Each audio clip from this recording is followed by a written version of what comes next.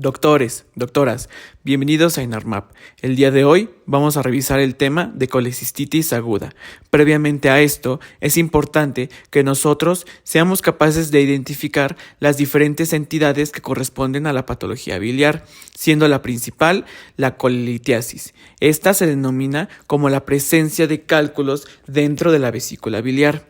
Estos cálculos pueden ser de tres tipos: colesterol, mixtos y pigmentarios, siendo los más frecuentes los mixtos. Sin embargo, vale la pena hacer un paréntesis y mencionar que al menos el 50% de la composición de los cálculos biliares mixtos va a ser de colesterol, dando a entender de esta manera que el principal compuesto de todos los cálculos biliares es el colesterol.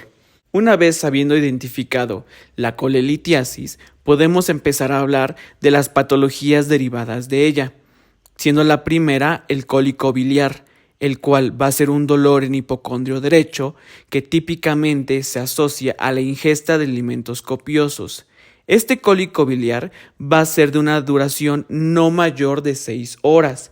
Los pacientes típicamente no presentan fiebre y si nosotros realizamos algún estudio de gabinete no vamos a ser capaces de identificar cambios inflamatorios en la vesícula.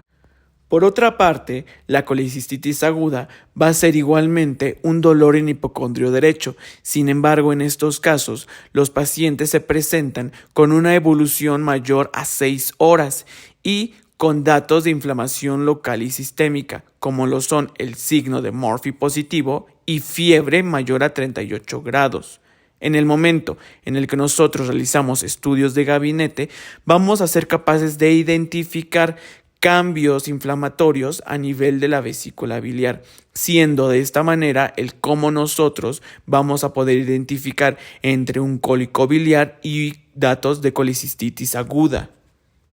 Entonces, doctores, ya entrados en tema, podemos mencionar algunos datos sobre la epidemiología que menciona la guía de práctica clínica. Por ejemplo, que la colecistectomía va a ser la principal causa de cirugía electiva por el Servicio de Cirugía General. Sin embargo, representa la segunda cirugía más realizada solo por detrás de la cesárea.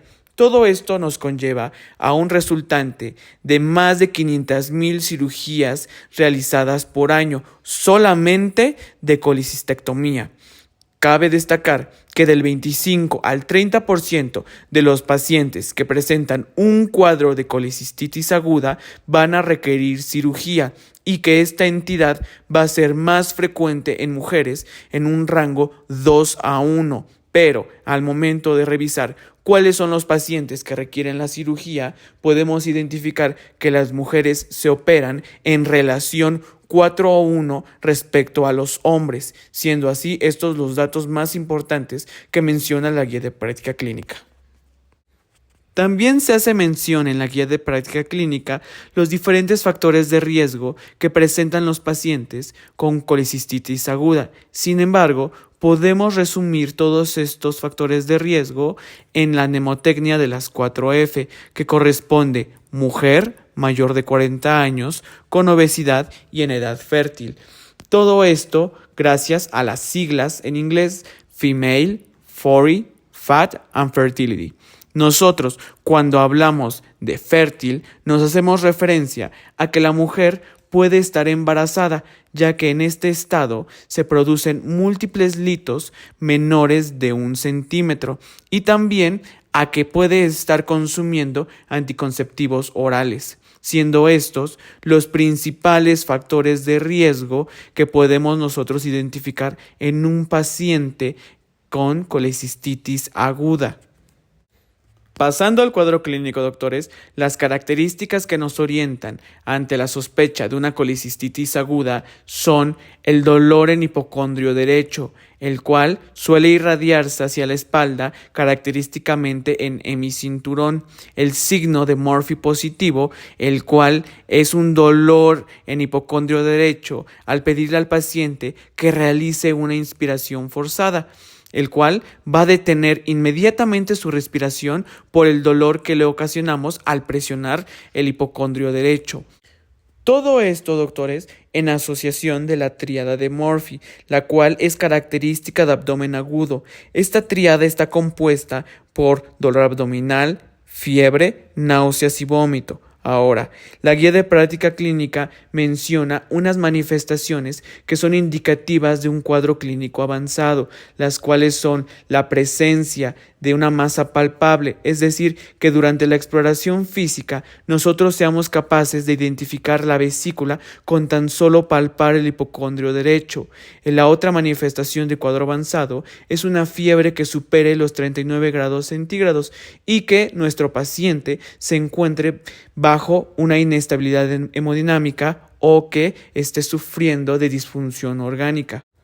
Una vez sabiendo todo esto, doctores, ya podemos realizar nuestro diagnóstico de colicistitis aguda. Para esto, nos vamos a apoyar de los criterios de Tokio, los cuales son Tokio A, signos de inflamación local, a lo que corresponde dolor en cuadrante superior derecho, signo de Murphy positivo y masa palpable. Tokio B son los signos de inflamación sistémica, en el cual corresponde fiebre, leucocitosis y elevación de la PCR, dejando para Tokio C los hallazgos de imagen, los cuales van a ser típicamente por ultrasonido, debido a que tiene una sensibilidad del 97% y su bajo costo. Para que nosotros podamos realizar este diagnóstico mediante los criterios de Tokio, es necesario que contemos con el criterio A, con el criterio B y con el criterio C. Todo esto lo menciona la guía de práctica clínica, que aunque no menciona como tal el nombre de criterios de Tokio, sí hace referencia a este. Respecto a los estudios de laboratorio, doctores, la guía de práctica clínica menciona que no existe ninguno lo suficientemente específico. Sin embargo, como vimos en la diapositiva anterior, nos podemos apoyar de la biometría hemática y de la PCR para el diagnóstico de colicistitis. Esto debido a que la presencia de leucocitosis y de la elevación de PCR son signos de inflamación sistémica, lo cual corresponde a los criterios de Tokio. Bien, igualmente podemos solicitar hemocultivo, todo esto en sospecha de infección. Sin embargo, doctores, los que sí son muy importantes son las pruebas de gabinete, siendo la principal el ultrasonido abdominal, ya que la guía de práctica clínica menciona que es el estudio de primera intención que se debe de realizar en caso de sospechar de colicistitis aguda, dejando como segunda línea la gammagrama biliar, debido a que ésta tiene un costo un poco más elevado. Ahora, ¿cuáles son los hallazgos que nosotros podemos encontrar y que son indicativos de inflamación de la vesícula biliar?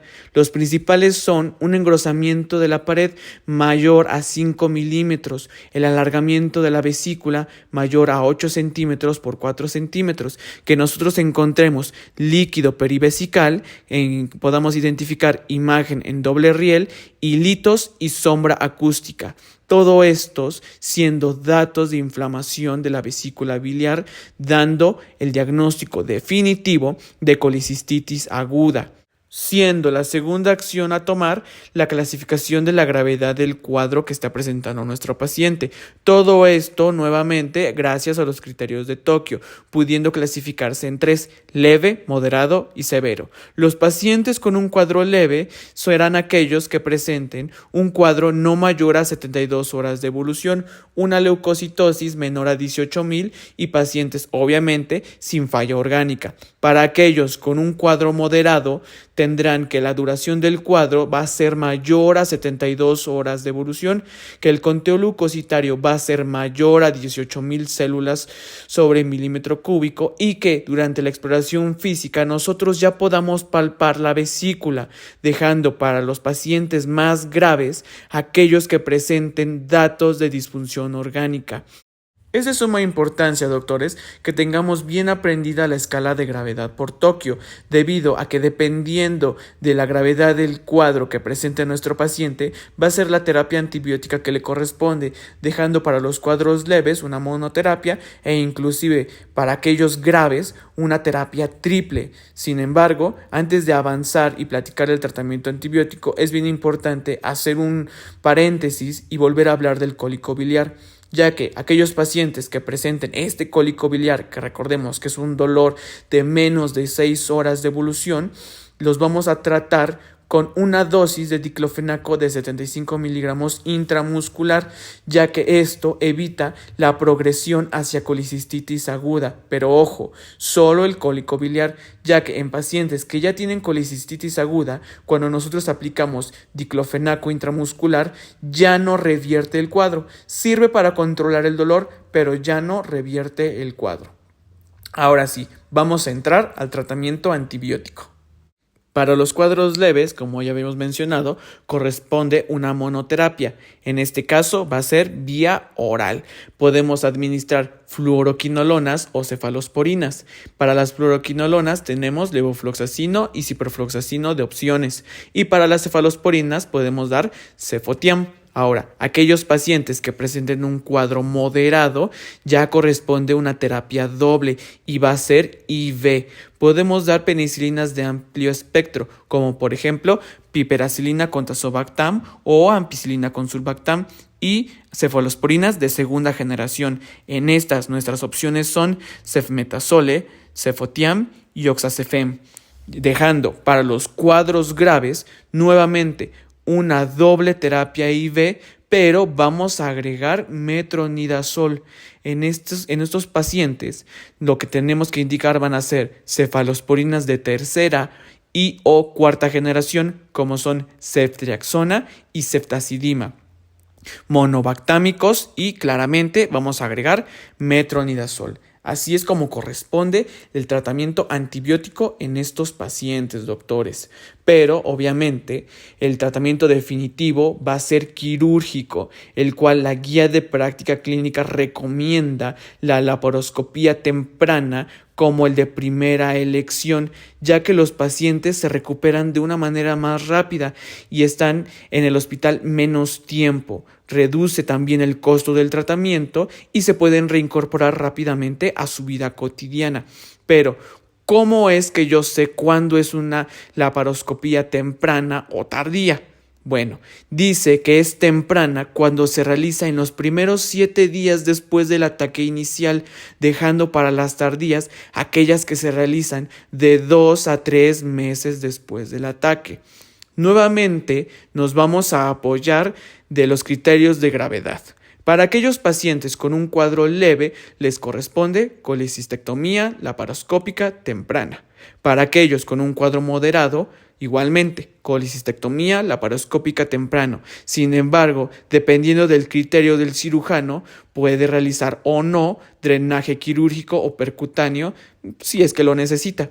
Y aquellos pacientes con un cuadro grave lo vamos a dividir en 3 instancias. La primera, el cirujano debe de tratar primero la falla orgánica, es decir, resolver el problema que está causando el deterioro. En una segunda instancia se debe de realizar el drenaje de la vesícula biliar. Y finalmente, en estos pacientes corresponde una colecistectomía laparoscópica tardía. Recuerden, doctores, todos los pacientes leves y moderados deberán de tratarse mediante colecistectomía laparoscópica temprana, dejando la tardía únicamente para aquellos casos graves. Ahora, ¿en qué pacientes yo voy a aplicar una colecistectomía abierta?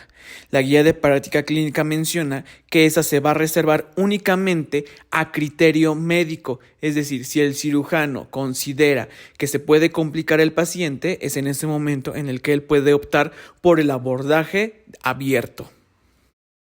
Antes de dar el repaso final de este tema, doctores, hay algunas preguntas que nos pueden hacer en el examen nacional de residencias médicas y que nos podrían atorar. Preguntas que nosotros consideramos no era de suma importancia que aparecieran en el video, sin embargo en este momento vamos a repasar. Respecto a las estructuras anatómicas, existe la presencia de 2 triángulos, el triángulo hepatocístico, también conocido como triángulo de Badi, y el triángulo de Calot. Estas estructuras anatómicas son de suma importancia, ya que el cirujano debe de identificarlos debido a que durante su tratamiento quirúrgico tiene que ligar tanto la arteria cística como el conducto cístico. Este triángulo hepatocístico está conformado por el borde hepático, por el conducto hepático común y el conducto cístico, y el triángulo de Calot debe ser identificado por la arteria cística, conducto cístico y el hepático común. Nuevamente, doctores, son importantes porque en el momento de la cirugía, el cirujano debe de identificar estas dos estructuras, arteria cística y conducto cístico, para ligarlas y prevenir complicaciones. Respecto al tratamiento no quirúrgico, la guía de práctica clínica menciona que existe la litotricia, la cual puede ser el tratamiento de primera opción en aquellos pacientes que tengan litiasis única no calcificada de un lito de entre 2 y 3 centímetros. Esas son las únicas indicaciones para realizar la litotricia de primera opción. De todos modos, nosotros vamos a recordar que la laparoscopía temprana es de primera elección en la mayoría de los pacientes. Ahora, respecto a la principal causa de complicación quirúrgica, nuestra guía de práctica clínica menciona que estas son generalmente debidas al uso de instrumental inapropiado o caduco y que principalmente la lesión de conducto biliar va a ser aquella complicación quirúrgica más frecuente. Para último, dejar el tiempo de incapacidad que se le debe de dar a los pacientes que hayan sido operados. En este caso, la laparoscopía nos menciona que requiere un tiempo óptimo de 14 días de incapacidad. Si se llega a complicar, puede ser de 21 e inclusive hasta un máximo de 28 días. Pero nosotros debemos recordar que el tiempo de incapacidad óptimo debe de ser de 14 días. Finalmente, doctores, vamos a hacer un breve repaso de lo que hemos visto y aprendido durante este video, mediante este algoritmo que es un resumen de la guía de práctica clínica. En primera instancia, hay que recordar que los pacientes en los que vamos a sospechar de colecistitis aguda van a ser aquellos que presenten dolor en hipocondrio derecho, que tengan factores de riesgo. Recordemos la mnemotecnia de las 4F: mujer mayor de 40 años, obesa y en edad fértil, y que durante la exploración física encontremos datos de inflamación sistémica y local, como es signo de Murphy positivo y la fiebre. Ante esto, nosotros vamos a empezar a realizar nuestros estudios de laboratorio y de gabinete. De los que nos vamos a apoyar más va a ser la biometría hemática y la PCR, pero que el que es más indispensable porque por criterios de Tokio confirma nuestra sospecha va a ser el ultrasonido. Una vez que ya tengas tu diagnóstico, toca clasificar la gravedad por Tokio, dejando a unos pacientes en leve, moderado y severo. Para aquellos pacientes con un cuadro leve a moderado, les corresponde una colecistectomía laparoscópica temprana, dejando para aquellos con un cuadro severo una colecistectomía laparoscópica tardía. Todo esto sin olvidar que a los pacientes debemos de acompañar con analgésicos, siendo de primera opción los AINES y el antibiótico según la gravedad por Tokio, doctores. Antes de irnos, doctores, les vamos a dejar nuevamente una perlita recién salida del ENARM 2023. Esta fue una pregunta directa en la cual nos cuestionaba sobre las lesiones iatrogénicas de la vesícula biliar. Para esta pregunta había que conocer la clasificación de Strasberg. Recordando esa pregunta, nos decían que el paciente tenía una lesión en los conductos de Luschka. Estos conductos, a saber, son conductos biliares accesorios de menos de 2 milímetros de diámetro que están en contacto con el lecho vesicular. Ahora, si revisamos nuestra clasificación de Strasberg, nos podemos dar cuenta que esa lesión iatrogénica correspondía a un Strasberg A. Aún así, doctores, y aunque considero que está de más que revisemos toda la clasificación en este momento, te la dejamos aquí para que puedas revisarla con calma en casa. Y pues muchas gracias, doctores. Les recordamos que nos puedan seguir en nuestras redes sociales, Instagram y TikTok, y que pregunten por nuestro material de estudio para poder así juntos conquistar el ENARM.